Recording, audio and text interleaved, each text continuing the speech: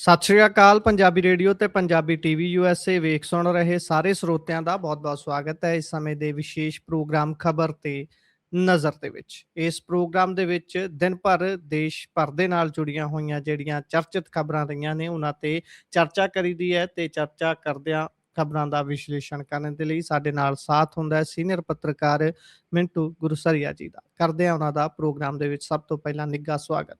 ਬਹੁਤ-ਬਹੁਤ ਸਵਾਗਤ ਹੈ ਜੀ। ਸ਼ੁਕਰੀਆ ਸਾਰਿਆਂ ਨੂੰ। ਸਤਿ ਸ੍ਰੀ ਅਕਾਲ ਜੀ।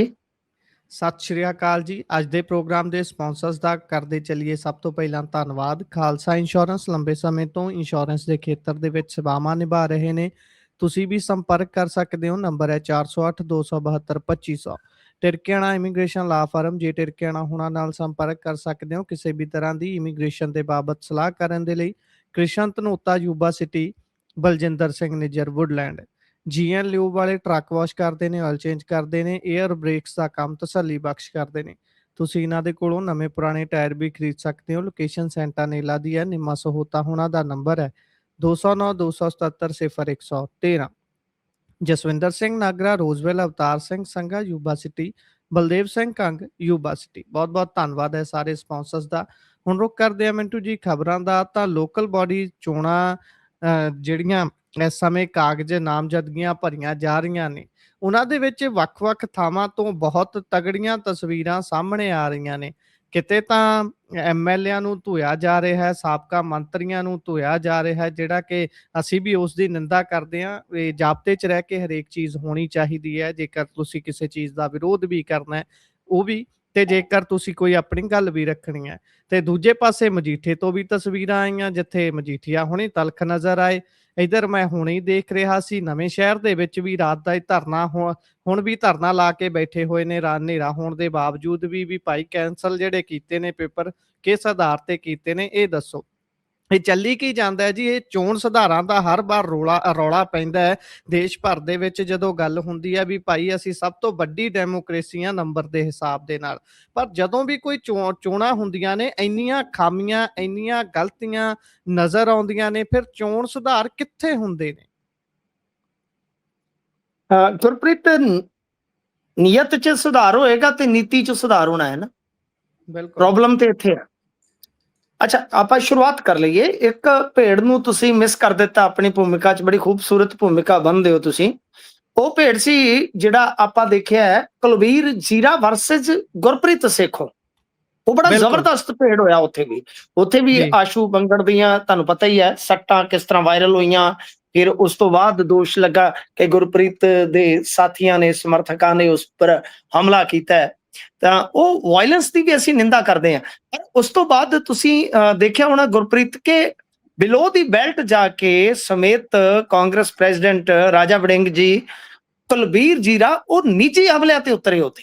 ਬਹੁਤ ਜ਼ਬਰਦਸਤ ਨਿੱਜੀ ਹਮਲੇ ਸਨ, ਤੁਹਾਨੂੰ ਪਤਾ ਹੀ ਆ। ਫਿਰ ਚੈਲੰਜ ਤੇ ਉਸ ਤੋਂ ਬਾਅਦ ਗੁਰਪ੍ਰੀਤ ਸੇਖੋਂ ਜੀਰੇ ਆਇਆ ਕਾਫਲੇ ਦੇ ਰੂਪ ਦੇ ਵਿੱਚ। ਏਦਾਂ ਲੱਗਦਾ ਜਿਵੇਂ ਟਾਈਮ ਵੱਜ ਕੇ ਕਿਸੇ ਵੈਲੀ ਦੀ ਲੜਾਈ ਜਿਹੜੀ ਉਹ ਹੋਣ ਜਾ ਰਹੀ ਹੋਵੇ। ਯਾਨੀ ਉਹ ਵੀ ਸਾਨੂੰ ਮਿਸ ਨਹੀਂ ਕਰਨਾ ਚਾਹੀਦਾ ਸਾਰਾ ਘਟਨਾਕ੍ਰਮ। ਤੇ ਇਸ ਤੋਂ ਇਲਾਵਾ ਅੱਜ ਤੁਸੀਂ ਦੇਖਿਆ ਹੋਣਾ ਮਜੀਠੀਏ ਦੀ ਬਹੁਤ ਜ਼ਬਰਦਸਤ ਬਹਿਸ ਹੋਈ ਪੁਲਿਸ ਵਾਲਿਆਂ ਦੇ ਨਾਲ। ਕਿਹਾ ਗਿਆ ਕਿ ਬੀਬੀ ਗਨੀਵ ਕੌਰ ਦੇ ਨਾਲ ਮਿਸਬਿਹੇਵ ਕੀਤਾ ਗਿਆ। ਫਿਰ ਇਸ ਤੋਂ ਇਲਾਵਾ ਮਾਨਸਾ ਦੇ ਵਿੱਚ ਤੇ ਅੱਜ ਮਸਾ ਹੀ ਕੱਢ ਕੇ ਲੈ ਕੇ ਗਏ ਨੇ ਵਿਧਾਇਕ ਨੂੰ ਧੂ ਕੇ, ਯਾਨੀ ਇੱਕ ਤਰ੍ਹਾਂ ਨਾਲ ਕਹਿ ਲਈਏ। ਕਿਉਂਕਿ ਉੱਥੇ ਵੀ ਇਹੋ ਹੋਇਆ ਕਿ ਇੱਕ ਸ਼ਾਇਦ ਅਰਪਿਤ ਚੌਧਰੀ ਨਾਂ ਦੇ ਕਿਸੇ ਉਮੀਦਵਾਰ ਦੇ ਕਾਗਜ਼ ਰੱਦ ਹੋ ਗਏ। ਅਤੇ ਜਦੋਂ ਕਾਗਜ਼ ਰੱਦ ਹੋ ਗਏ ਤੇ ਇਸ ਦੇ ਖਿਲਾਫ ਸ਼੍ਰੋਮਣੀ ਅਕਾਲੀ ਦਲ, ਕਾਂਗਰਸ, ਭਾਜਪਾ ਸਾਰੇ ਦਲ ਇਕੱਠੇ ਹੋ ਕੇ ਪ੍ਰਦਰਸ਼ਨ ਕਰ ਰਹੇ ਸਨ। ਕਾਬਲੇ ਗੌਰ ਹੈ। ਤੇ ਉੱਥੇ ਵਿਧਾਇਕ ਤੇ ਪੀਏ ਜਿਹੜੇ ਆਏ ਆ ਤੇ ਇਹਨਾਂ ਨੇ ਬਦਤਮੀਜ਼ੀ ਕਰਨੀ ਸ਼ੁਰੂ ਕਰ ਦਿੱਤੀ। ਔਰ ਤੁਹਾਨੂੰ ਯਾਦ ਹੋਣਾ ਪੀਏ ਨੇ ਪਿੱਛੇ ਜੇ ਇੱਕ ਬਹੁਤ ਗੰਦਾ ਇਸ਼ਾਰਾ ਵੀ ਕੀਤਾ ਸੀਗਾ। ਉੱਥੇ ਆਪਣੀਆਂ ਲੇਡੀਜ਼ ਵੀ ਖੜੀਆਂ ਸਨ। ਬਿਲਕੁਲ, ਕਿਸਾਨਾਂ ਨੂੰ ਕੀਤਾ ਸੀ ਸਰ। ਹਾਂਜੀ। ਤੇ ਫਿਰ ਇਹਨੂੰ ਮਸਾ ਕੱਢਿਆ, ਨਹੀਂ ਤੇ ਮੋਹਰ ਬਣ ਸਕਦਾ ਸੀਗਾ। ਹਾਲਾਂਕਿ ਮੈਂ ਇਹਨਾਂ ਚੀਜ਼ਾਂ ਦੀ ਹਮੇਸ਼ਾ ਖਿਲਾਫਤ ਕਰਦਾ, ਪਰ ਬਈ ਤੁਸੀਂ ਇਹ ਸਾਰੀਆਂ ਚੀਜ਼ਾਂ ਕਰੋਗੇ ਤਾਂ ਫਿਰ ਤੁਹਾਨੂੰ ਜਰਨਾ ਵੀ ਪਵੇਗਾ। ਇੱਧਰ ਦੇਰ ਸ਼ਾਮ ਸਾਡੇ ਮਲੋਟ ਬਹੁਤ ਜ਼ਬਰਦਸਤ ਹੰਗਾਮਾ ਹੋਇਆ। ਇੱਥੇ ਵੀ ਝਾੜੂ ਵਾਲਿਆਂ ਤੇ, ਕਿਉਂਕਿ ਬੀਬਾ ਬਲਜੀਤ ਕੌਰ ਜੀ ਇੱਥੋਂ ਆਉਂਦੇ ਨੇ, ਬੜੇ ਸ਼ਰੀਫ ਸਿਆਸਤਦਾਨ ਸਮਝੇ ਜਾਂਦੇ ਆ। ਪਰ ਐਤਕੀ ਪਤਾ ਨਹੀਂ ਕੀ ਹੋਇਆ, ਕਿਉਂਕਿ ਤੁਹਾਨੂੰ ਪਤਾ ਮੈਂ ਤੁਹਾਨੂੰ ਅੱਗੇ ਵੀ ਗੱਲ ਕਹੀ ਸੀਗੀ ਕਿ ਇਸ ਵਾਰੀ ਜਿਹੜੇ ਮੰਤਰੀ ਜਾਂ ਐਮਐਲਏ ਕੌਂਸਲ, ਨਗਰ ਪੰਚਾਇਤ ਜਾਂ ਨਿਗਮ ਚੋਣਾਂ ਹਾਰ ਗਏ ਤਾਂ ਉਹਨਾਂ ਦੀ ਟਿਕਟ ਸਮਝ ਲਓ ਪੱਕੀ ਕੱਟੀ ਗਈ। ਇਸ ਕਰਕੇ ਇਹ ਮਰਨ ਮਰਾਇਆ ਐਤਕੀ ਜ਼ਿਆਦਾ ਚੱਲ ਰਿਹਾ ਗੁਰਪ੍ਰੀਤ, ਇਹ ਕਾਬਲੇ ਗੌਰ ਹੈ। ਮੈਂ ਇਸ ਗੱਲ ਦੀ ਪਹਿਲਾਂ ਹੀ ਪੈਕੀਨ ਗੋਈ ਕੀਤੀ ਸੀਗੀ ਕਿ ਇਹ ਬਹੁਤ ਅੱਗੇ ਤੱਕ ਜਾਣਗੇ, ਖਾਸ ਤੌਰ ਤੇ ਸੱਤਾਧਾਰੀ ਧਿਰ ਵਾਲੇ, ਕਿਉਂਕਿ ਇਹਨਾਂ ਨੂੰ ਪਤਾ ਕਿ ਜੇ ਅਭੀ ਨਹੀਂ ਤਾਂ ਫਿਰ ਕभी ਨਹੀਂ, ਸਾਨੂੰ ਪ੍ਰਦਰਸ਼ਨ ਕਰਕੇ ਦੇਣਾ ਪਵੇਗਾ। ਤਾਂ ਮਲੋਟ ਦੇ ਵਿੱਚ ਅੱਜ ਕੀ ਹੋਇਆ ਗੁਰਪ੍ਰੀਤ, ਬੜੀ ਹੈਰਾਨਗੀ ਵਾਲੀ ਗੱਲ ਹੈ ਕਿ ਤਹਿਸੀਲ ਕੰਪਲੈਕਸ ਦੇ ਵਿੱਚ ਮੇਨ ਜਿਹੜਾ ਕਾਂਗਰਸ ਦਾ ਪ੍ਰੈਜ਼ੀਡੈਂਟ ਆ ਸ਼ੁਭਦੀਪ ਬਿੱਟੂ, ਜਿਹੜਾ ਕਿ ਨਗਰ ਕੌਂਸਲ ਦਾ ਪ੍ਰਧਾਨ ਰਿਹਾ, ਇਹਨਾਂ ਤੋਂ ਨਗਰ ਕੌਂਸਲ ਇੱਥੇ ਕਬਜ਼ਾਈ ਨਹੀਂ ਗਈ ਮਲੋਟ, ਹਿਸਾਬ ਲਾ ਲਓ। ਬੀਬਾ ਬਲਜੀਤ ਕੌਰ ਮਤਲਬ ਕਿ ਉਸਨੂੰ ਹਾਸਲ ਨਹੀਂ ਕਰ ਸਕੇ। ਤੇ ਇਸ ਵਾਰ ਵੀ ਜੇ ਕੌਂਸਲ ਤੇ ਕਾਬਜ਼ ਨਹੀਂ ਹੁੰਦੇ ਤਾਂ ਬਸ ਗਿਆ, ਫਿਰ ਕੰਮ ਬਹੁਤ ਜ਼ਿਆਦਾ ਕੰਮ ਖਰਾਬ ਹੋ ਜਾਏਗਾ। ਤਾਂ ਇਸ ਕਰਕੇ ਇੱਥੇ ਵੀ ਅੱਜ ਪੱਗਾਂ ਲੱਥ ਗਈਆਂ, ਕਾਂਗਰਸੀਆਂ ਦੀਆਂ ਪੱਗਾਂ ਲਾ ਦਿੱਤੀਆਂ ਗਈਆਂ। ਔਰ ਕਮਾਲ ਦੀ ਗੱਲ ਹੈ ਕਿ ਮਲੋਟ ਇੰਨਾ ਹੌਟ ਸਪੌਟ ਬਣ ਗਿਆ ਕਿ ਰਾਜਾ ਵੜਿੰਗ ਨੇ ਡੇਰਾ ਲਾ ਲਿਆ ਆ ਕੇ। ਇੱਥੇ ਵੀ ਧਰਨਾ ਪ੍ਰਦਰਸ਼ਨ ਜਾਰੀ। ਔਰ ਕਮਾਲ ਇੱਥੇ ਵੀ ਆ ਕਿ ਅਕਾਲੀ ਦਲ ਕਾਂਗਰਸ ਨੂੰ ਸਪੋਰਟ ਕਰ ਰਿਹਾ ਹੈ ਕਿ ਬਈ ਇਹ ਧੱਕਾ ਤੇ ਅਸੀਂ ਧੱਕੇ ਦੇ ਖਿਲਾਫ ਖਲੋਤੇ ਆ। ਯਾਨੀ ਪੂਰੇ ਪੰਜਾਬ ਦੇ ਵਿੱਚੋਂ ਜੇ ਆਪਾਂ ਵੇਖੀਏ, ਕਿਤੋਂ ਪੇਪਰ ਖੋਣ ਦੀਆਂ ਖਬਰਾਂ, ਕਿਤੇ ਪੇਪਰ ਰੱਦ ਕਰਾਉਣ ਦੀਆਂ ਖਬਰਾਂ, ਇਹ ਚੱਲ ਕੀ ਰਿਹਾ ਗੁਰਪ੍ਰੀਤ? ਤੁਸੀਂ ਚੋਣ ਸੁਧਾਰਾਂ ਦੀ ਗੱਲ ਕਰਨੇ ਹੋ, ਮੈਨੂੰ ਤੇ ਲੱਗਦਾ ਕਿ ਸੁਧਾਰਾਂ ਦੀ ਜਗ੍ਹਾ ਵਿਗਾੜਾਂ ਦੀ ਗੱਲ ਕੀਤੀ ਜਾਣੀ ਚਾਹੀਦੀ ਆ। ਕਿ ਸੁਧਾਰ ਤਾਂ ਕੀ ਹੋਣਾ ਹੈ ਕਿ ਵਿਗਾੜ ਹਰ ਵਾਰੀ ਹੋਰ ਜ਼ਿਆਦਾ ਪੈਦਾ ਹੋ ਰਹੇ ਨੇ। ਬਹੁਤ ਨਿਰਾਸ਼ਾਵਾਦੀ ਹਾਂ ਮੈਂ ਵਿਅਕਤੀਗਤ ਤੌਰ ਤੇ ਵੀ ਕਿ ਸਾਨੂੰ ਇਸ ਸਰਕਾਰ ਤੋਂ ਉਮੀਦ ਸੀ ਕਿ ਆਮ ਆਦਮੀ ਪਾਰਟੀ ਭਗਵੰਤ ਮਾਨ ਜੀ ਦੀ ਯੋਗ ਅਗਵਾਈ ਹੇਠਾਂ ਯਾਨੀ ਇੱਕ ਅੱਛਾ ਐਗਜ਼ਾਮਪਲ ਸੈੱਟ ਕਰੇਗੀ ਕਿ ਭਾਈ ਨਹੀਂ, ਉਹ ਪਿਰਤਾਂ ਜਿਹੜੀਆਂ ਪਾਈਆਂ ਨੇ ਰਵਾਇਤੀ ਪਾਰਟੀਆਂ ਨੇ, ਅਸੀਂ ਉਹਨਾਂ ਨੂੰ ਫੋਲੋ ਨਹੀਂ ਕਰਦੇ, ਉਹਨਾਂ ਨੂੰ ਖਤਮ ਕਰੀਏ। ਪਰ ਇਸ ਤਰ੍ਹਾਂ ਮਾਹੌਲ ਬਣ ਗਏ ਨੇ ਕਿ ਸਾਡੇ ਮਲੋਟ ਦੇ ਵਿੱਚ ਕਦੇ ਚੋਣਾਂ ਤੋਂ ਪਹਿਲਾਂ ਇਸ ਤਰ੍ਹਾਂ ਨਹੀਂ ਸੀ ਹੋਇਆ। ਮੈਂ ਪਹਿਲੀ ਮਰਤਬਾ ਦੇਖ ਰਿਹਾ। ਔਰ ਸਿੱਧੇ ਤੌਰ ਤੇ ਇਹਨਾਂ ਦੇ ਸਮਰਥਕਾਂ ਤੇ ਗੁੰਡਾਗਰਦੀ ਦੇ ਕਥਿਤ ਦੋਸ਼ ਲੱਗ ਰਹੇ ਨੇ ਕਿ ਬਹੁਤ ਜ਼ਿਆਦਾ ਬੁਰਸ਼ਾਗਰਦੀ ਕੀਤੀ ਜਾ ਰਹੀ ਹੈ। ਤਾਂ ਇਸ ਤਰ੍ਹਾਂ ਕਈ ਸ਼ਹਿਰਾਂ ਦੇ ਵਿੱਚੋਂ ਇਹ ਖਬਰਾਂ ਆ ਰਹੀਆਂ ਨੇ ਗੁਰਪ੍ਰੀਤ। ਇਹ ਕੋਈ ਚੰਗੀ ਗੱਲ ਨਹੀਂ ਹੈ, ਪੰਜਾਬ ਦੇ ਵਿੱਚ ਇਹ ਸ਼ੁਭ ਸੰਕੇਤ ਨਹੀਂ ਹੈ ਪੋਲਿੰਗ ਵਾਲੇ ਦਿਨ। ਕਿਉਂਕਿ ਗੱਲ ਇਹ ਆ ਕਿ ਸ਼ਹਿਰੀਏ ਲੋਕ ਤੇ ਲੜਦੇ ਨਹੀਂ। ਇਹਦਾ ਮਤਲਬ ਇਹ ਆ ਕਿ ਪਿੰਡਾਂ ਦੇ ਵਿੱਚੋਂ ਮਸਲ ਪਾਵਰ ਜਿਹੜੀ ਹੈ ਉਹ ਸ਼ਹਿਰਾਂ ਦੇ ਵਿੱਚ ਐਂਟਰ ਹੋਏਗੀ ਔਰ ਹੋ ਚੁੱਕੀ ਹੈ। ਔਰ ਉਹ ਮਸਲ ਪਾਵਰ ਜਦੋਂ ਗਲੀਆਂ 'ਚ ਲੜੇਗੀ ਤਾਂ ਤੁਸੀਂ ਸੋਚ ਕੇ ਦੇਖੋ ਕਿ ਖੂਨ ਖਰਾਬਾ ਹੋਣ ਦਾ ਉਸ ਦਿਨ ਵੀ ਇਮਕਾਨ ਹੈ। ਤੇ ਪਤਾ ਨਹੀਂ ਮਾਨ ਸਾਹਿਬ ਕਿੱਥੇ ਨੇ, ਕਿੱਥੇ ਖਾਮੋਸ਼ ਹੋ ਜਾਂਦੇ ਨੇ। ਕਦੇ ਉਹ ਪਿੰਡਾਂ ਦੀਆਂ ਸੱਥਾਂ 'ਚ ਜਾਣ ਦੀ ਗੱਲ ਕਰਦੇ ਆ, ਕਿਤੇ ਕਦੇ ਉਹ ਕਹਿੰਦੇ ਆ ਕਿ ਸਾਡੀ ਤੇ ਸਰਕਾਰ ਹੀ ਪਿੰਡਾਂ 'ਚੋਂ ਚੱਲਦੀ ਹੈ। ਹੁਣ ਉਹਨਾਂ ਨੂੰ ਸ਼ਹਿਰਾਂ 'ਚ ਹੀ ਨਹੀਂ ਦਿਸਦਾ ਕਿ ਕੀ ਸੀਨ ਬਣ ਰਿਹਾ। ਬਿਲਕੁਲ ਬਿਲਕੁਲ। ਫਿਰ ਇਹ ਆਪਦੀ ਵਾਰੀ ਚੀਕਾਂ ਮਾਰਦੇ ਨੇ ਕਿ ਭਾਜਪਾ ਸਾਡੇ ਨਾਲ ਧੱਕਾ ਕਰਦੀ ਹੈ। ਜਦ ਜਿੱਥੇ ਤੁਹਾਡਾ ਜ਼ੋਰ ਚੱਲਦਾ ਹੈ, ਜਿੱਥੇ ਤੁਸੀਂ ਸੱਤਾ ਦੇ ਵਿੱਚ ਹੋ, ਤੁਸੀਂ ਜਦੋਂ ਇਸ ਤਰ੍ਹਾਂ ਦੀ ਜ਼ੋਰ ਅਜਮਾਇਸ਼ ਕਰਦੇ ਹੋ, ਜ਼ਬਰ ਕਰਦੇ ਹੋ, ਦਮਨ ਕਰਦੇ ਹੋ, ਧੱਕਾ ਕਰਦੇ ਹੋ, ਤਾਂ ਫਿਰ ਤੁਹਾਡੇ ਨਾਲ ਹੋਏ ਧੱਕੇ ਦੀ ਹਮਦਰਦੀ ਕੌਣ ਕਰੇਗਾ? ਫਿਰ ਤੇ ਅਗਲੇ ਖੁਸ਼ ਹੋਣਗੇ ਨਾ, ਤਾੜੀਆਂ ਮਾਰਨਗੇ ਕਿ ਠੀਕ ਹੋਇਆ। ਬਿਲਕੁਲ। ਇਸ ਤੋਂ ਜੇਕਰ ਆਪਾਂ ਇਸ ਤੋਂ ਅੱਗੇ ਵਧੀਏ ਤਾਂ ਹੁਣ ਅਫਸਰਾਂ ਦੇ ਕਹਿੰਦੇ ਗੇੜੇ ਵੱਧ ਗਏ ਨੇ ਕੇਂਦਰੀ ਏਜੰਸੀਆਂ ਦੇ ਕੋਲ। ਇਹ ਡਰ ਲਿਜਾ ਰਿਹਾ ਹੈ ਉੱਥੇ, ਜਾਂ ਫਿਰ ਇਹ ਸੱਦੇ ਹੁਣ ਆਉਂਦੇ ਹੀ ਰਹਿਣਗੇ ਇਦਾਂ ਹੀ? ਹਾਂ, ਸੱਦੀ ਹੋਈ ਮਿੱਤਰਾਂ ਦੀ ਪੈਰ ਜੁੱਤੀ ਨਾ ਪਾਵਾਂ ਬਾਈ, ਉਹ ਸੱਦਣ ਕਿਤੇ ਜਾਣਾ ਹੀ ਪੈਣਾ।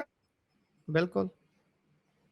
ਹੁਣ ਦੇਖੋ, ਬੜੇ ਘਾਗ ਅਫਸਰ ਜਿਹੜੇ ਆ ਫਸ ਗਏ ਗੇੜਿਆਂ 'ਚ। ਸਾਨੂੰ ਤੇਰੇ ਸ਼ਹਿਰ ਦੇ ਗੇੜਿਆਂ ਨੇ ਖਾ ਲਿਆ। ਅੱਛਾ, ਇੱਕ ਤੇ ਤੁਸੀਂ ਇਹ ਵੇਖੋ ਕਿ PSPCL ਦੇ 2 ਸਿਖਰਲੇ ਅਧਿਕਾਰੀ ਜਿਹੜੇ ਆ ਉਹ ਇਨਫੋਰਸਮੈਂਟ ਡਾਇਰੈਕਟੋਰੇਟ ਨੇ ਤਲਬ ਕਰ ਲਏ। ਫਿਰ ਇਸ ਤੋਂ ਇਲਾਵਾ ਗਮਾਡਾ ਦਾ ਤਾਂ ਚੀਫ ਹੀ ਉਹਨਾਂ ਨੇ ਕਰ ਲਿਆ ਤਲਬ। 2 ਹੋਰ, ਯਾਨੀ 5 ਬੰਦਿਆਂ ਨੂੰ, ਕੋਈ ਤੇ ਜਲੰਧਰ ਦਫ਼ਤਰ ਤੁਰਿਆ ਫਿਰਦਾ, ਕੋਈ ਦਿੱਲੀ ਨੂੰ ਚੜਿਆ ਫਿਰਦਾ ਜੀ।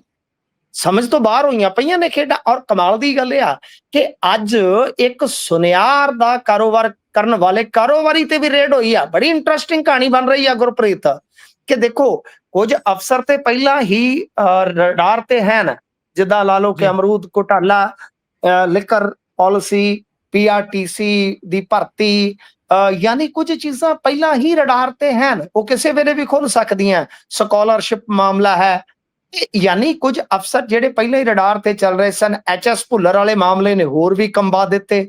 ਉਧਰੋਂ ਸੰਜੀਵ ਅਰੋੜਾ, ਤੇ ਆਪਾਂ ਸਮਝਦੇ ਸਾਂ ਕਿ ਬਈ ਅਮਨ ਅਰੋੜਾ ਦੇ ਚੱਕਰ ਦੇ ਵਿੱਚ ਰਾਜਵੀਰ ਘੁੰਮਣ ਵਾਲੀ ਗੱਲ ਜਿਹੜੀ ਆ ਉਹ ਘੁੰਮੀ ਹੋ ਗਈ। ਯਾਨੀ ਮੁੱਖ ਮੰਤਰੀ ਦੇ ਦਫ਼ਤਰ ਨੂੰ ਜਿਹੜੀ ਆਂਚ ਲੱਗਦਾ ਸੀ ਆ ਸਕਦੀ ਹੈ, ਉੱਥੋਂ ਗੱਲ ਜਿਹੜੀ ਆ ਘੁੰਮ ਗਈ ਯਕਦਮ।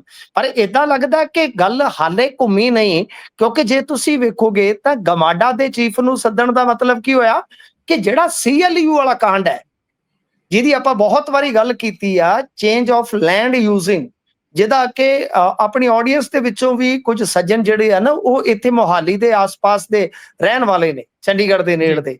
ਉਹ ਅਕਸਰ ਕਈ ਵਾਰ ਉਹਨਾਂ ਚੋਂ ਕੋਈ ਸੱਜਣ ਫੋਨ ਵੀ ਕਰ ਲੈਂਦਾ ਤੇ ਗੱਲਬਾਤ ਹੁੰਦੀ ਹੈ, ਮੈਸੇਜਿੰਗ ਵੀ ਹੋ ਜਾਂਦੀ ਹੈ, ਤਾਂ ਪਤਾ ਹੈ ਮੈਨੂੰ। ਤਾਂ ਉਹਨਾਂ ਨੂੰ ਪਤਾ ਹੈ ਕਿ ਇੱਥੇ CLU ਇੱਕ ਧੰਦਾ, ਇੱਕ ਖੇਡ ਹੈ ਸਰ, ਬਹੁਤ ਵੱਡੀ।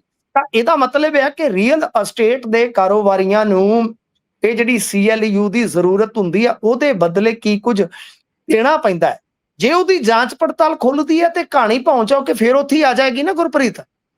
ਜਿਹੜੇ ਨੋਟ ਡਿੱਗੇ ਸਨ, ਜਿਹੜੇ ਨੋਟਾਂ ਦੀ ਬਰਸਾਤ ਹੋਈ ਸੀ, ਉਹ ਵੀ ਤੇ CLU ਕਾਂਡ ਦੇ ਨਾਲ ਹੀ ਜੋੜਿਆ ਜਾ ਰਿਹਾ ਸੀ ਨਾ ਸਾਰਾ ਐਪੀਸੋਡ। ਤਾਂ ਇਸ ਤੋਂ ਇਲਾਵਾ ਇੱਕ ਚੀਜ਼ ਹੋ ਰਿਹਾ, ਬੈਟਿੰਗ ਐਪ, ਇਹਦੀ ਵੀ ਬੜੀ ਚਰਚਾ ਹੈ। ਵੀਕਐਂਡ ਤੇ ਇੱਕ ਬਹੁਤ ਵੱਡੇ ਕਾਰੋਬਾਰੀ ਲੁਧਿਆਣੇ ਦੇ, ਉਹਨਾਂ ਤੇ ਵੀ ਰੇਡ ਹੋਈ ਗੁਰਪ੍ਰੀਤ। ਉਹਦੇ ਵਿੱਚ ਮੈਨੂੰ ਇੱਕ ਬਹੁਤ ਨਜ਼ਦੀਕੀ ਜਾਣਕਾਰੀ ਰੱਖਣ ਵਾਲੇ ਸੋਰਸ ਨੇ ਦੱਸਿਆ ਕਿ ਬਈ ਇਹ ਗੇਮ ਜਿਹੜੀ ਆ ਉਹ, ਕਿਉਂਕਿ ਨਿੱਜੀ ਤੌਰ ਤੇ ਉਹ ਜਾਣਦਾ ਸੀ, ਮੈਂ ਉਹਨਾਂ ਦੀ ਸਿਕਿਉਰਿਟੀ ਦੇ ਲਿਹਾਜ਼ ਨਾਲ ਬਹੁਤਾ ਕੁਝ ਰਿਵੀਲ ਨਹੀਂ ਕਰਾਂਗਾ, ਤਾਂ ਉਸਨੇ ਕਿਹਾ ਕਿ ਇਹ ਸਾਰਾ ਕੁਝ ਦੁਬਈ ਤੋਂ ਕੇਂਦਰਿਤ ਹੈ ਔਰ ਇਸ ਦੇ ਵਿੱਚ ਇੱਕ ਪਾਰਟਨਰ ਇਹਨਾਂ ਦਾ UK ਤੋਂ ਆ। ਉਸਨੇ ਤੇ ਕਿਹਾ ਕਿ 2-3 ਕਰੋੜ ਰੁਪਇਆ ਨਿਕਲਦਾ ਔਰ IPL ਦੇ ਦੌਰਾਨ ਉਹ ਜ਼ਿਆਦਾ ਸੀ ਜੀ। ਤਾਂ ਤੁਸੀਂ ਵੇਖੋ ਕਿ ਕੀ ਹਿਸਾਬ ਕਿਤਾਬ ਚੱਲ ਰਿਹਾ। ਮਤਲਬ ਕਿ ਇੱਕ ਪਾਸੇ CLU, ਹੁਣ PSPCL ਦਾ ਕੀ ਹੈ ਕਿ ਉਹਦੇ ਚ ਵੀ ਅਰੋੜਾ ਤੋਂ ਅੱਗੇ ਜਾਂਚ ਜਾਂਦੀ ਨਜ਼ਰ ਆ ਰਹੀ ਹੈ।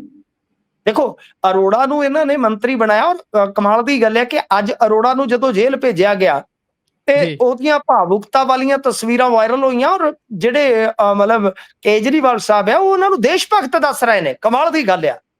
ਔਰ ਇੱਥੇ ਕੀ ਹੋ ਰਿਹਾ ਕਿ ਦੋਸ਼ ਇਹ ਲੱਗ ਰਹੇ ਨੇ ਕਿ ਤੁਹਾਨੂੰ ਪਤਾ, ਪਹਿਲਾਂ ਤਾਂ ਬਸੰਤ ਗਰਗ ਨੂੰ CMD ਬਣਾਉਣ ਵਾਸਤੇ ਇਹਨਾਂ ਨੇ ਨਿਯਮ ਹੀ ਬਦਲਤੇ ਸਨ ਔਰ ਉਹ ਕੋਰਟ ਦੇ ਵਿੱਚ ਵੀ ਚੈਲੰਜਡ ਨੇ। ਤੇ ਗੁਰਪ੍ਰੀਤ, ਹੋਇਆ ਕੀ ਆ ਕਿ ਕੋਈ ਜਿਹੜੀ ਬੈਂਕ ਗਰੰਟੀ ਪਈ ਸੀ ਸੰਜੀਵ ਅਰੋੜਾ ਦੀ, ਪਾਵਰਕਾਮ ਮਿਨਿਸਟਰ ਬਣਨ ਤੋਂ ਬਾਅਦ, ਯਾਨੀ ਬਿਜਲੀ ਮੰਤਰੀ ਬਣਨ ਤੋਂ ਬਾਅਦ, ਪਾਵਰਕਾਮ ਉਹਨਾਂ ਦੀ ਬੈਂਕ ਗਰੰਟੀ ਵਾਪਸ ਕਰ ਦਿੰਦਾ ਹੈ। ਇਹ ਕੌਨਫਲਿਕਟ ਆਫ ਇੰਟਰਸਟ ਨਹੀਂ ਤਾਂ ਹੋਰ ਕੀ ਹੈ, ਤੁਸੀਂ ਦੱਸੋ ਮੈਨੂੰ। ਔਰ ਐਡਾ ਬੇਸ਼ਰਮ ਬੌਸ ਹੈ ਇਹਨਾਂ ਦਾ, ਉਹ ਕਹਿ ਰਿਹਾ ਕਿ ਦੇਸ਼ ਭਗਤ ਹੈ। ਤਾਂ ਇਸੇ ਕਰਕੇ ਹੀ ਜੇ ਤੁਸੀਂ ਵੇਖੋਗੇ ਤਾਂ ED ਨੇ ਹੁਣ ਇਹ ਜਾਂਚ ਪੜਤਾਲ ਦਾ ਦਾਇਰਾ ਜਿਹੜਾ ਉਹ ਅੱਗੇ ਵਧਾ ਦਿੱਤਾ ਹੈ। ਸੋ ਮੈਨੂੰ ਲੱਗਦਾ ਕਿ ਕੱਲੀ ਸਿਆਸਤ ਹੀ ਨਹੀਂ, ਸਿਆਸਤ ਦਾ ਹਾਲ ਤੇ ਇਹ ਆ ਕਿ ਕੋਈ ਕੰਮ ਕਰਾਉਣਾ ਸੀਗਾ ਬ੍ਰਦਰ ਨੇ ਮੇਰੇ ਨੇ, ਤਾਂ ਉਹ ਦੱਸ ਰਿਹਾ ਸੀ, ਕਹਿੰਦਾ ਵੀਰੇ ਮੈਂ ਜਦੋਂ ਯਤਨ ਕੀਤਾ ਉਸ ਡਿਪਾਰਟਮੈਂਟ ਦੇ ਵਿੱਚ ਕਿ ਬਈ ਚਲੋ ਫੌ ਪੈ ਜਾਵੇ ਤੇ ਕੰਮ ਕਰਾ ਲਈਏ, ਉਹ ਕਹਿੰਦੇ ਵੀ ਕਿਹਦਾ ਕੰਮ ਯਾਰ, ਚੁੱਪ ਕਰਕੇ ਬਹਿ ਜਾ। ਇੱਥੇ ਤੇ ਅਫਸਰ ਇੱਕ ਦੂਜੇ ਦਾ ਫੋਨ ਨਹੀਂ ਚੱਕ ਰਹੇ। ਉਹ ਕਹਿੰਦੇ ਫੋਨ ਚੱਕਾਂਗੇ ਇੱਕ ਦੂਜੇ ਦਾ, ਤੇ ਕਿਤੇ ਆਪ ਹੀ ਨਾ ਚੱਕੇ ਜਾਈਏ। ਚੱਕ ਲੋ ਹੋਈ ਪਈ ਆ। ਕੀ ਕਰੀਏ ਗੁਰਪ੍ਰੀਤ, ਬਹੁਤ ਹੀ ਜ਼ਿਆਦਾ ਡਰ ਫੈਲ ਗਿਆ ਅਫਸਰਸ਼ਾਹੀ ਦੇ ਵਿੱਚ ਔਰ ਹਫੜਾ ਦਫੜੀ ਆ, ਕਿਉਂਕਿ ਕੰਮ ਹੀ ਕੁਝ ਐਸੇ ਕੀਤੇ ਨੇ। ਤੁਸੀਂ ਵੇਖੋ ਨਾ ਕਿ ਇਹੋ ਜਿਹੇ ਕੰਮ ਕੀਤੇ ਜਿਹੜੇ 70 ਸਾਲਾਂ ਦੇ ਇਤਿਹਾਸ ਦੇ ਵਿੱਚ ਦਰਜ ਹੋ ਜਾਣਗੇ ਕਿ ਫੇਕ ਫੀਡਬੈਕ ਵਾਸਤੇ ਫਰਮਾਂ ਨੂੰ 12-12 ਕਰੋੜ ਰੁਪਈਆ ਦਿੱਤਾ ਜਾ ਰਿਹਾ ਹੈ।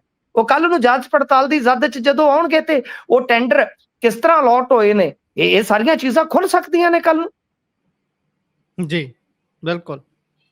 ਇਸ ਤੋਂ ਅੱਗੇ ਜੇਕਰ ਆਪਾਂ ਵਧੀਏ ਤਾਂ ਉਧਰ OP ਰਾਣਾ ਵੀ ਪਹੁੰਚਿਆ ਅਦਾਲਤ ਜੀ।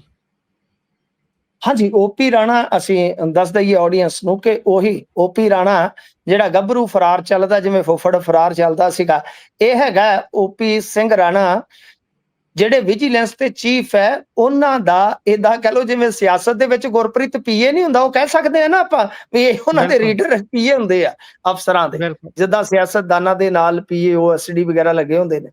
ਤੇ ਇਹਨੇ ਹੁਣ ਕੋਰਟ ਦੇ ਕੋਲ ਚਾਰਾਜੋਈ ਕੀਤੀ ਆ ਕਿ ਮੈਨੂੰ ਜਿੱਦਾਂ ਮੈਟੂ ਜੀ ਉਹ ਕਹਿੰਦੇ ਨਹੀਂ ਹੁੰਦੇ, ਉਹ ਭੱਲਾ ਸਾਹਿਬ ਦੀ ਕਾਮੇਡੀ ਚ ਸੀ ਵੀ ਮੁਨਸ਼ੀ ਥਾਣੇ ਦੀ ਮਾਂ ਹੁੰਦਾ। ਇਹ ਮੈਨੂੰ ਲੱਗਦਾ ਵੀ ਇਹ ਮਾਂ ਵਾਲਾ ਹੀ ਕੰਮ ਹੁੰਦਾ ਹੈ ਵੀ ਡਾਇਲੌਗ ਉੱਥੇ ਢੁਕਦਾ ਪਏ, ਰੀਡਰ ਵੀ ਮਾਂ ਹੀ ਹੁੰਦਾ ਇੱਕ ਤਰੀਕੇ ਦਾ, ਉਹ ਵੀ ਸਾਰੇ ਢਿੱਡ ਦੇ ਭੇਤ ਜਾਣਦਾ ਹੁੰਦਾ। ਮਾਂ ਨਹੀਂ ਤੇ ਤੁਸੀਂ ਪੁੱਤ ਕਹਿ ਸਕਦੇ ਕਿ ਕਮਾਊ ਪੁੱਤ ਵੀ ਬਣ ਜਾਂਦਾ ਹੈ। ਬਿਲਕੁਲ ਬਿਲਕੁਲ। ਤੋ ਖੈਰ ਇਹ ਤਾਂ ਆਡੀਅנס ਨੂੰ ਪਤਾ ਹੀ ਹੈ ਕਿ ਵਿਜੀਲੈਂਸ ਤੇ ਰੇਡ ਪੈ ਗਈ, CBI ਦੀ, ਇਤਿਹਾਸਕ ਸੀਨ ਸੀ ਉਹ ਵੀ। ਤਾਂ ਉਸ ਤੋਂ ਬਾਅਦ ਜਿਹੜਾ ਇਹ ਰੀਡਰ ਆ, ਇਸ ਰੀਡਰ ਤੇ ਦੋਸ਼ ਇਹ ਆ ਕਿ ਸਾਰੀ ਗੇਮ ਦਾ ਇਹ ਵਿੱਚ ਅਹਿਮ ਘੁਰਾ ਸੀਗਾ। ਹੁਣ ਹੋ ਕੀ ਰਿਹਾ ਸੀਗਾ ਕਿ ਇਹਦੀ ਡੀਲਿੰਗ ਚੱਲ ਰਹੀ ਸੀਗੀ, ਇਹਦੇ ਕੋਲੋਂ ਆਏ ਨੇ, ਸ਼ਿਕਾਇਤਕਰਤਾ ਦੱਸਦਾ ਕਿ ਮੈਂ ਬੈਠਾ ਰਿਹਾ ਵਾਂ ਇਹਦੇ ਕੋਲ, ਤੇ ਹੁਣ ਸੀਬੀਆਈ ਫੁਟੇਜ ਵਗੈਰਾ ਹਾਸਲ ਕਰ ਰਹੀ ਆ ਕਿ ਓਪੀ ਰਾਣਾ ਦੇ ਨਾਲ ਜਿਹੜੀ ਇਦਾਂ ਦੀ ਮੁਲਾਕਾਤ ਵਿਜੀਲੈਂਸ ਦੇ ਦਫ਼ਤਰ ਹੋਈ ਆ, ਜੇ ਉਹ ਰਿਕਾਰਡਡ ਆ ਤੇ ਉਹ ਰਿਕਾਰਡ ਤੇ ਆ ਗਈ ਤੇ ਗੱਲ ਬਣ ਗਈ ਸਮਝੋ। ਇਧਰ ਜੀ ਓਪੀ ਸਿੰਘ ਰਾਣਾ ਜਿਹੜਾ ਹੈ, ਜਦੋਂ 13 ਲੱਖ ਰੁਪਏ ਦੀ ਡੀਲ ਡਨ ਹੋ ਰਹੀ ਸੀਗੀ ਇੱਕ ਰੈਸਟ ਹਾਊਸ, ਔਰ ਰੈਸਟ ਹਾਊਸ ਦੇ ਵਿੱਚ ਵੀ ਤੁਸੀਂ ਦੇਖਿਆ ਹੋਣਾ, ਕਹਿੰਦੇ ਕਮਾਲ ਦੀ ਗੱਲ ਇਹ ਆ ਕਿ ਦਿੱਲੀ ਤੋਂ ਰੈਸਟ ਹਾਊਸ ਜਿਹੜਾ ਹੈ ਉਹ ਬੁੱਕ ਹੁੰਦਾ ਸੀ ਇਹਦੇ ਵਾਸਤੇ, ਰਾਘਵ ਵਾਸਤੇ। ਤੋਂ ਖੈਰ ਇਹ ਉਸ ਵੇਲੇ ਭੱਜ ਵਗਾ ਸੀਗਾ। ਇਨਫੈਕਟ ਤਿੰਨੇ ਹੀ ਭੱਜ ਵਗੇ ਸਨ ਜਦੋਂ ਗਨਮੈਨਾਂ ਨੇ ਇਹਨਾਂ ਨੂੰ ਸੂਚਿਤ ਕਰ ਦਿੱਤਾ ਕਿ ਮਾਮਲਾ ਸ਼ੱਕੀ ਹੋ ਗਿਆ। ਤਾਂ ਓਪੀ ਰਾਣਾ ਤੁਸੀਂ ਵੇਖੋ ਕਿ ਜਿਹੜਾ ਖੁਦ ਪੁਲਿਸ ਆਫੀਸਰ ਹੈ, ਇੱਕ ਤਰ੍ਹਾਂ ਨਾਲ ਇਹ ਸਬ ਇੰਸਪੈਕਟਰ ਹੈ ਸ਼ਾਇਦ, ਤਾਂ ਤੁਸੀਂ ਵੇਖੋ ਕਿ ਉਹ ਕਾਨੂੰਨ ਦਾ ਸਾਹਮਣਾ ਨਹੀਂ ਕਰਨਾ ਚਾਹੁੰਦਾ। ਉਹ ਕਿਤੇ ਨਾ ਜੀ ਕਿਤੇ ਰਾਹਤ ਲੈਣੀ ਚਾਹੁੰਦਾ। ਸਭ ਤੋਂ ਪਹਿਲਾਂ ਆਪਣੀ ਪੁਲਿਸ ਤੇ ਉਹਨੂੰ ਕੋਈ ਭਰੋਸਾ ਨਹੀਂ ਰਿਹਾ ਹੁਣ, ਜਾਂ ਆਪਣੀ ਏਜੰਸੀ ਤੇ ਕੋਈ ਭਰੋਸਾ ਨਹੀਂ। ਉਹ ਜਾ ਰਿਹਾ ਕੋਰਟ ਦੇ ਕੋਲ ਕਿ ਮੈਨੂੰ ਇੰਟਰਮ ਬੇਲ ਦੇ ਦਿਓ ਇੱਕ ਵਾਰੀ। ਤੋ ਖੈਰ 21 ਮਈ ਨੂੰ ਸੁਣਵਾਈ ਹੋਏਗੀ। ਮੈਨੂੰ ਨਹੀਂ ਲੱਗਦਾ ਗੁਰਪ੍ਰੀਤ ਏਦਾਂ ਸੀਬੀਆਈ ਦਾ ਮਾਮਲਾ ਹੋਵੇ। ਸੀਬੀਆਈ ਦੇ ਕੋਲ ਸਬੂਤ ਵੀ ਅੱਛੇ ਖਾਸੇ ਨੇ। ਵੱਡੇ ਸਾਹਿਬ ਦਾ ਤੁਹਾਨੂੰ ਪਤਾ ਹੀ ਹੈ ਨਾ, ਵੱਡਾ ਸਾਹਿਬ ਹੁਣ ਵਿਜੀਲੈਂਸ ਦਾ ਚੀਫ ਹੀ ਹੈ, ਉਹਦਾ ਆਪਦਾ ਬਿਲਕੁਲ ਜ਼ਿਕਰ ਆਇਆ ਪਿਆ FIR ਦੇ ਵਿੱਚ। ਤੁਸੀਂ ਵੀਕਐਂਡ ਤੇ ਦੇਖਿਆ ਹੋਣਾ, FIR ਵਾਇਰਲ ਹੋ ਗਈ ਸੀਗੀ। ਤਾਂ ਮੈਨੂੰ ਨਹੀਂ ਲੱਗਦਾ ਕਿ ਬਾਹਰ ਦੀ ਬਾਹਰ ਜ਼ਮਾਨਤ ਮਿਲ ਜਾਏਗੀ ਗੁਰਪ੍ਰੀਤ। ਮੈਨੂੰ ਇਦਾਂ ਲੱਗਦਾ ਵਾ ਕਿ ਨਹੀਂ, ਮੁਸ਼ਕਲ ਹੈ, ਬੜੀ ਮੁਸ਼ਕਲ ਬਾਬਾ, ਬੜੀ ਮੁਸ਼ਕਲ। ਮੈਨੂੰ ਨਹੀਂ ਜਾਪਦਾ ਕਿ ਕੋਈ ਇਸ ਪ੍ਰਕਾਰ ਦੀ ਅਦਾਲਤ ਇਹਨੂੰ ਫੌਰੀ ਤੌਰ ਤੇ ਰਾਹਤ ਦੇ ਦੇਵੇਗੀ ਕਿ ਬਾਹਰ ਦੀ ਬਾਹਰ ਜ਼ਮਾਨਤ ਹੋ ਜਾਵੇ। ਬੜਾ ਇਹ ਖਤਰਨਾਕ ਕ੍ਰਾਈਮ ਮੰਨਿਆ ਜਾਂਦਾ ਹੈ ਕਿ ਤੁਸੀਂ ਇੱਕ ਅਹਿਮ ਪੋਸਟ ਤੇ ਬੈਠੇ ਹੋ, ਸੰਵੇਦਨਸ਼ੀਲ ਮਾਮਲਿਆਂ ਦੇ ਨਾਲ ਡੀਲ ਕਰ ਰਹੇ ਹੋ, ਕੇਂਦਰੀ ਏਜੰਸੀ ਨੇ, ਸੰਘੀ ਏਜੰਸੀ ਨੇ ਤੁਹਾਨੂੰ ਨਪੜ ਲਿਆ ਹੋਵੇ ਤੇ ਅਦਾਲਤ ਆਖੇ ਬਾਹਰ ਦੀ ਬਾਹਰ ਕਿ ਲੈ ਪੁੱਤ ਜ਼ਮਾਨਤ ਲੈ ਲਾ। ਮੈਨੂੰ ਨਹੀਂ ਲੱਗਦਾ ਗੁਰਪ੍ਰੀਤ ਸੰਭਵ ਹੈ। ਬਿਲਕੁਲ ਸ਼ਾਇਦ ਰਾਜੀਤ ਵਾਲੇ ਮਾਮਲੇ 'ਚ ਇਹ ਹੋਇਆ ਹੀ ਹੈ ਨਾ, ਉਹ ਵੀ ਰਾਹਤ ਮੰਗ ਰਹੇ ਸੀ ਤੇ ਅਦਾਲਤ ਨੇ ਕਿਹਾ ਵੀ ਭਾਈ ਪਹਿਲਾਂ ਜਾ ਕੇ ਤੁਸੀਂ ਆਤਮ ਸਮਰਪਣ ਤਾਂ ਕਰੋ, ਤੁਸੀਂ ਬਾਹਰੋਂ ਬਾਹਰ ਹੀ ਕੀ ਚਾਹੁੰਦੇ ਹੋ, ਏਦਾਂ ਥੋੜੀ ਹੁੰਦਾ ਹੈ, ਤੁਸੀਂ ਜੀ ਸਤਿਕਾਰ ਨਹੀਂ ਕਰਦੇ ਬਿਲਕੁਲ ਇਹਨਾਂ ਚੀਜ਼ਾਂ ਗੁਰਪ੍ਰੀਤ, ਦਾ। ਉਹਨੂੰ ਤੇ ਭਗੌੜਾ ਐਲਾਨਿਆ ਹੋਇਆ ਹੈ ਨਾ, ਬਿਲਕੁਲ ਉਹਨੂੰ ਬਿਲਕੁਲ ਭਗੌੜਾ ਐਲਾਨ ਦਿੱਤਾ ਸੀਗਾ। ਤਾਂ ਤੁਹਾਨੂੰ ਯਾਦ ਹੋਣਾ ਕਿ ਹਰਮੀਤ ਪਠਾਨ ਮਾਜਰਾ ਨੂੰ ਵੀ ਭਗੌੜਾ ਐਲਾਨ ਦਿੱਤਾ ਗਿਆ ਸੀਗਾ। ਤਾਂ ਫਿਰ ਕੀ ਆ ਕਿ ਕੋਰਟ ਇਹ ਕਹਿੰਦਾ ਹੈ ਕਿ ਬਈ ਤੁਸੀਂ ਤੇ ਭਗੌੜੇ ਹੋ, ਪਹਿਲਾਂ ਜੀ ਆਓ ਸਮਰਪਣ ਕਰੋ, ਆਪਣੀ ਜਿਹੜੀ ਪੀਓ ਵਗੈਰਾ ਹੈ ਭਗੌੜੇ ਦੀ ਜਿਹੜੀ ਉਹ ਲੱਗੀ ਹੁੰਦੀ ਆ ਮੋਹਰ, ਉਸਨੂੰ ਜੀ ਤੁੜਵਾਓ ਤੇ ਉਸ ਤੋਂ ਬਾਅਦ ਕਾਨੂੰਨ ਦੇ ਕੋਲੋਂ ਆਪਦੀ ਜ਼ਮਾਨਤ ਵਗੈਰਾ ਜਿਹੜੀ ਅਪਲਾਈ ਕਰਕੇ ਹਾਸਲ ਕਰ ਲਓ।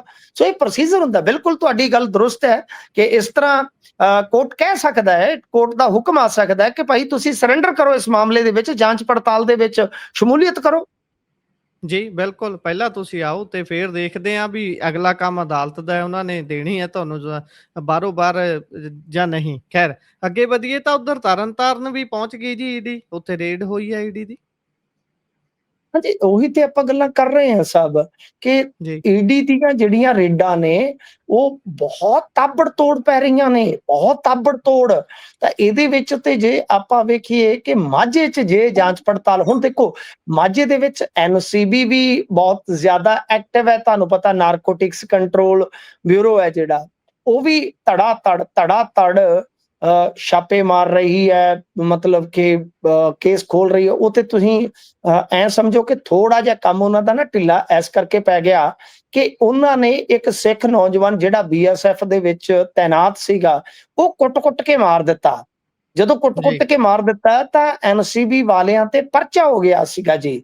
ਸੋ ਇਸ ਵਾਸਤੇ ਉਹ ਥੋੜੇ ਜਿਹੇ ਢਿੱਲੇ ਹੋ ਗਏ ਨੇ। ਪਰ ਅੱਜ ਤਰਨਤਾਰਨ ਦੇ ਵਿੱਚ ਦਸਤਕ ਦਿੱਤੀ ਆ ਈਡੀ ਨੇ। ਕੋਈ ਗੱਲਬਾਤ ਜ਼ਿਆਦਾ ਤੇ ਬਾਹਰ ਨਿਕਲ ਕੇ ਨਹੀਂ ਆ ਰਹੀ ਗੁਰਪ੍ਰੀਤ, ਕਿ ਇਹਦੇ ਵਿੱਚ ਕੀ ਮਾਮਲਾ ਹੈ, ਕੀ ਮਾਜਰਾ, ਕਿਉਂਕਿ ਹੌਲੀ-ਹੌਲੀ ਚੀਜ਼ਾਂ ਫਿਰ ਸੋਰਸਸ ਜਿਹੜੇ ਹੁੰਦੇ ਆ ਆਪਣੇ ਉਹ ਦੱਸਦੇ ਆ ਕਿ ਭਾਈ ਕੀ ਹੋਇਆ, ਕੀ ਨਹੀਂ ਹੋਇਆ, ਕਿਸ ਕਦਰ ਇਹ ਕੰਮ ਜਿਹੜਾ ਉਹ ਅੱਗੇ ਵਧੇਗਾ, ਕੀ ਸੰਭਾਵਨਾ ਹੈ। ਤੋ ਹਾਲ ਫਿਲਹਾਲ ਆਪਾਂ ਕਹਿ ਸਕਦੇ ਹਾਂ ਕਿ ਕੋਈ ਵਿਸ਼ੇਸ਼ ਜਾਣਕਾਰੀ ਤੇ ਨਹੀਂ ਮਿਲ ਰਹੀ ਕਿ ਇਹ ਕਿਸ ਪ੍ਰਕਾਰ ਦੀ, ਕਿਸ ਤਰ੍ਹਾਂ ਦੀ ਰੇਡ ਹੈ, ਇਹਦੇ ਪਿੱਛੇ ਕੀ ਮੰਤਵ ਹੈ। ਪਰ ਇਹ ਗੱਲ ਤੇ ਸਾਫ਼ ਹੈ, ਜਿਵੇਂ ਆਪਾਂ ਗੱਲ ਕਰਕੇ ਹਟੇ ਹਾਂ, ਕਿ ਬਹੁਤ ਹੀ ਜ਼ਿਆਦਾ ਰੇਡਾਂ ਵੱਜ ਰਹੀਆਂ ਨੇ, ਬਹੁਤ ਤਾਬੜਤੋੜ। ਮੈਨੂੰ ਤੇ ਲੱਗਦਾ ਕਿ ਈਡੀ ਵਾਲਿਆਂ ਨੂੰ ਤੇ ਸਪੈਸ਼ਲ ਕਹਿ ਦਿੱਤਾ ਗਿਆ ਕਿ ਤੁਸੀਂ ਪੰਜਾਬ ਦੇ ਵਿੱਚ ਕੋਈ ਘਰ ਘੁਰ ਆਪਦਾ ਦੇਖ ਲਓ, ਅਜੇ ਤੁਹਾਡੇ ਕਾਫੀ ਮਹੀਨੇ ਲੱਗਣੇ, ਕੋਈ ਕੋਠੀ ਕਿਰਾਏ ਤੇ ਲੈ ਲਓ।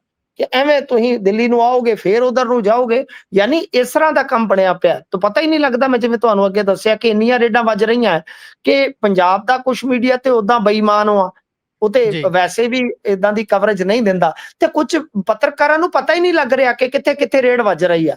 ਉਹ ਫਿਲਹਾਲ ਦੇਖਦੇ ਆ ਇਹਦੇ ਵਿੱਚ ਕੀ ਮਾਜਰਾ ਨਿਕਲਦਾ, ਪਰ ਕਿਤੇ ਨਾ ਕਿਤੇ ਕਹਿ ਲਓ ਕਿ ਜਿਹੜਾ ਏਜੰਸੀਆਂ ਨੇ ਤਾਣਾ ਬਾਣਾ ਬੁਣਿਆ, ਇਹਦੇ ਵਿੱਚ ਇੱਕ ਗੱਲ ਤੇ ਸਾਫ਼ ਆ, ਕੁਝ ਅਫਸਰ ਜਿਹੜੇ ਆ ਉਹ ਉਹਨਾਂ ਨੇ ਨਿਸ਼ਾਨੇ ਤੇ ਲਏ ਨੇ, ਕੁਝ ਨੂੰ ਹੋਰ ਲੈ ਲੈਣਾ ਤੇ ਅਖੀਰ ਇਹਨਾਂ ਤੋਂ ਕੰਮ ਲਿਆ ਜਾਵੇਗਾ।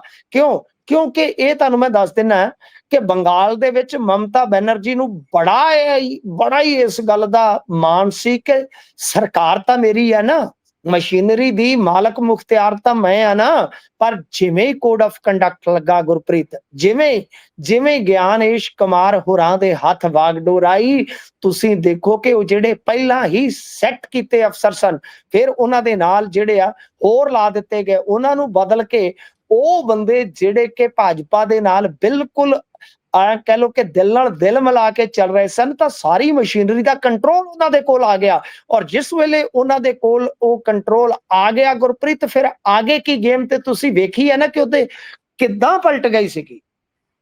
ਜੀ, ਜੀ, ਬਿਲਕੁਲ।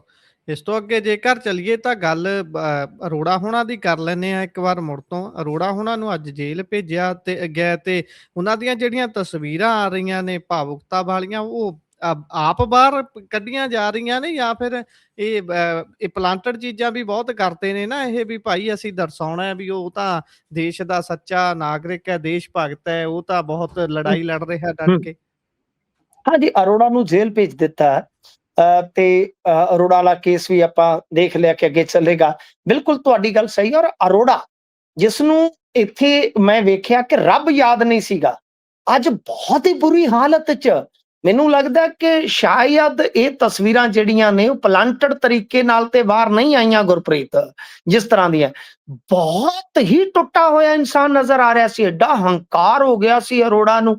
ਇਹ ਤੇ ਮਤਲਬ ਕਿ ਇੰਟਰਵਿਊ ਮੈਂ ਪੜ੍ਹੀ ਜਿਹੜੀ ਕਿ ਜਾਗਰਣ ਗਰੁੱਪ ਨੇ ਕੀਤੀ ਸੀ, ਤੁਹਾਡੇ ਜਲੰਧਰ ਤੋਂ ਲੱਗੀ ਸੀ, ਉਹਦੇ ਜਿਹੜੇ ਆਨਸਰ ਸੀਗੇ ਮੈਂ ਅੱਖਰਾਂ ਦੇ ਵਿੱਚ ਹੀ ਪਾ ਰਿਹਾ ਸੀਗਾ ਕਿ ਇੱਕ ਬਹੁਤ ਹੀ ਹੰਕਾਰੀ ਕਿਸਮ ਦਾ ਕੋਈ ਮੰਤਰੀ ਜਿੱਦਾਂ ਜਵਾਬ ਦੇ ਰਿਹਾ ਹੋਵੇ। ਤੋ ਖੈਰ ਬਹੁਤ ਟੁੱਟਿਆ ਟੁੱਟਿਆ ਨਜ਼ਰ ਆਇਆ ਅਰੋੜਾ।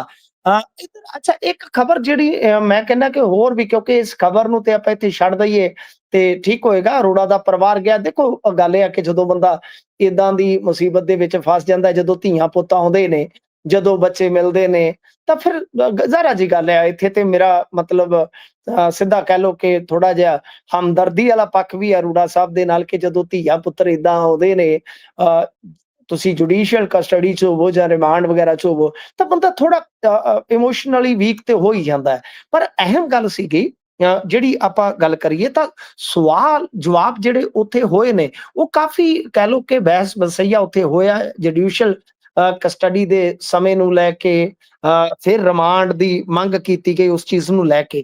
ਪਰ ਇਸ ਤੋਂ ਇਲਾਵਾ ਅੱਜ ਅਦਾਲਤੀ ਜੇ ਗੇੜ ਦੀ ਗੱਲ ਕਰੀਏ, ਇੱਕ ਖਬਰ ਗੁਰਪ੍ਰੀਤ ਉਹ ਵੀ ਮਹੱਤਵਪੂਰਨ ਆ। ਇਸ ਖਬਰ ਦੇ ਨਾਲ ਮੈਂ ਉਸ ਨੂੰ ਜੋੜਨਾ ਚਾਹਾਂਗਾ ਤੁਹਾਡੀ ਇਜਾਜ਼ਤ ਲੈ ਕੇ ਕਿ ਗੁਰਪ੍ਰੀਤ ਕੱਲ ਇੱਕ ਬਹੁਤ ਵੱਡੇ ਅਕਾਲੀ ਆਗੂ ਜਿਹੜਾ ਕਿ ਉਮਰ 'ਚ ਛੋਟਾ ਸੀ, ਜਸਕਰਨਜੀਤ ਸਿੰਘ ਦਿਓਲ, ਉਸਨੂੰ ਅਰੈਸਟ ਕੀਤਾ ਗਿਆ ਪੋਸਕੋ ਵਰਗੇ ਕਾਨੂੰਨ ਦੇ ਤਹਿਤ, ਸ਼ੋਸ਼ਣ ਨਾਬਾਲਗ ਦਾ, ਯਾਨੀ 14 ਸਾਲ ਦੀ ਲੜਕੀ, ਔਰ ਲੜਕੀ ਵੀ ਕੀ ਦੀ ਜੋ ਔਰਤ ਉਹਦੇ ਨਾਲ ਰਹਿ ਰਹੀ ਆ, ਆਪਣੇ ਪਹਿਲੇ ਖਾਵੰਦ ਨੂੰ ਛੱਡ ਕੇ, ਆਪਣੇ ਪਹਿਲੇ ਬੰਦੇ ਨੂੰ ਛੱਡ ਕੇ ਇਹਦੇ ਨਾਲ ਰਹਿ ਰਹੀ ਆ, ਉਸੇ ਦੀ ਹੀ ਕੁੜੀ ਨੇ ਮਤਲਬ ਕਿ ਇਸ ਤਰ੍ਹਾਂ ਦਾ ਕਿਤੇ ਨਾ ਕਿਤੇ ਕਹਿ ਲਓ ਕਿ ਬੜਾ ਹੀ ਭੈੜਾ ਦੋਸ਼ ਲਾਇਆ।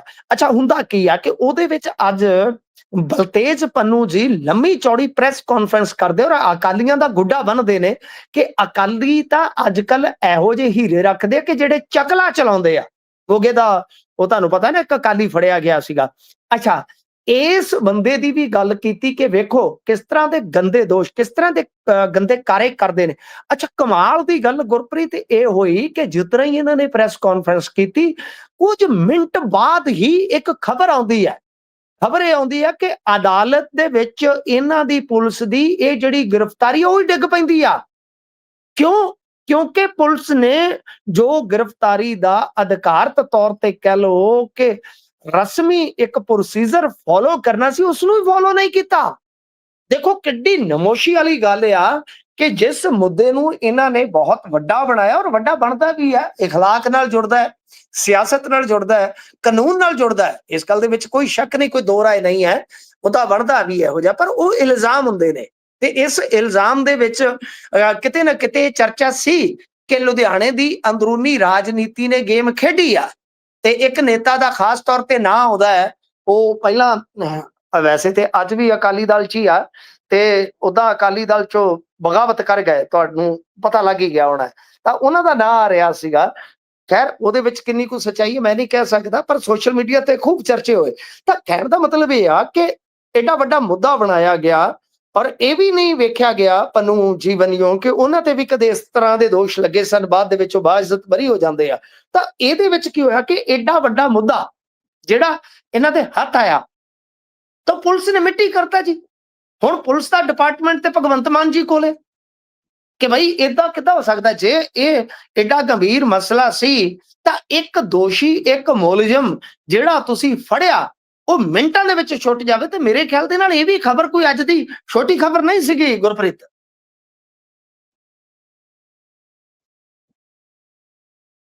Unmute please, unmute. ਜੀ ਇੱਧਰ ਇਸ ਤੋਂ ਅੱਗੇ ਵਧੀਏ ਤਾਂ ਉਧਰ ਐਨਆਰਆਈ ਬੀਬੀ ਦੇ ਕਤਲ ਮਾਮਲੇ 'ਚ ਵੀ ਪੁਲਿਸ ਤੇ ਹੀ ਪਰਚਾ ਹੋ ਗਿਆ।